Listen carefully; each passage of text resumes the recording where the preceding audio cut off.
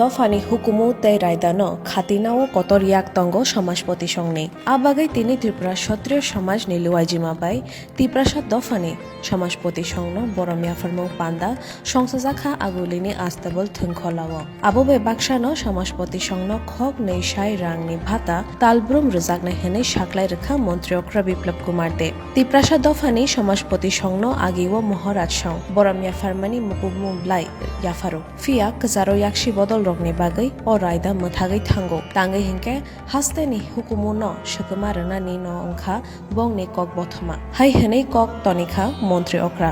বন্ধুরা, আজকের দিন অত্যন্ত আনন্দের বিষয় যে আজকে ত্রিপুরা রাজ্যের যে জনজাতি গোষ্ঠীর যে প্রধান সমাজপতি তাদেরকে সম্মানিত করা, কারণ ওনারাই সমাজের ধারক বাহক, ওনারাই সমাজ ব্যবস্থাকে টিকিয়ে রাখেন।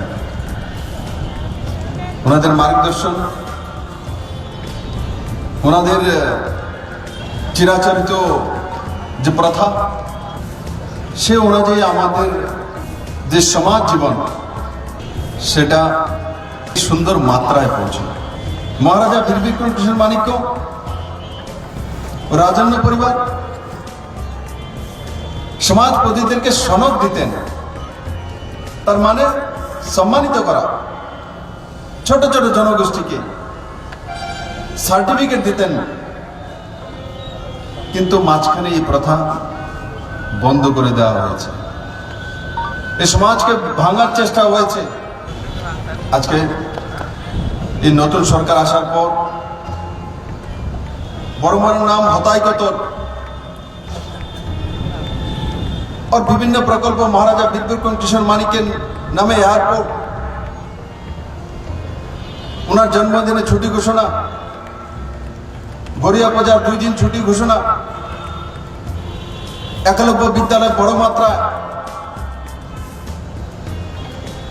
एडिसीते 57 कोटी टाका अतिरिक्त बরাদ্দ, एडिसिर रास्तागुलो जेटिगुलो 2006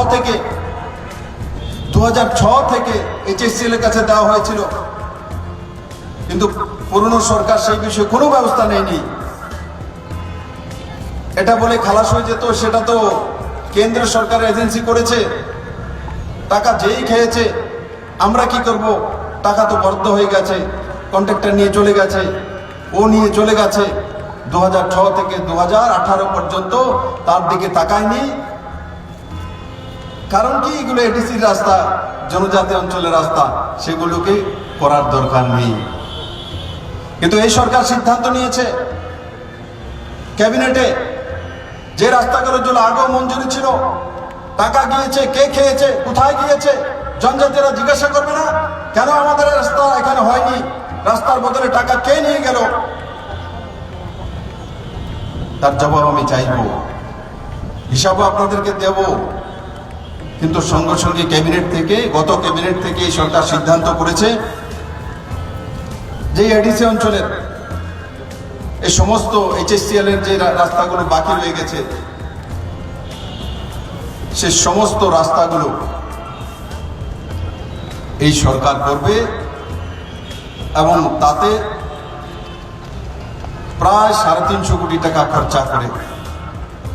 তার সঙ্গে সঙ্গে নতুন আরো 96 কোটি টাকার রাস্তা সিমেন্ট ব্লকের মাধ্যমে এডিসি অঞ্চলে, এবং 104 কোটি টাকার রাস্তা কার্পেটিং করে বিটুমিনসের মাধ্যমে, এই 200 কোটি টাকা, মানে প্রায় 550 কোটি টাকার রাস্তা, যেটা আগে বাহানা করতো এইচএসএল এর জন্য হয়নি, ও ছেড়ে দিয়েছে, ও মেরে দিয়েছে, ও খেয়ে দিয়েছে, 2006 থেকে পড়েছিল।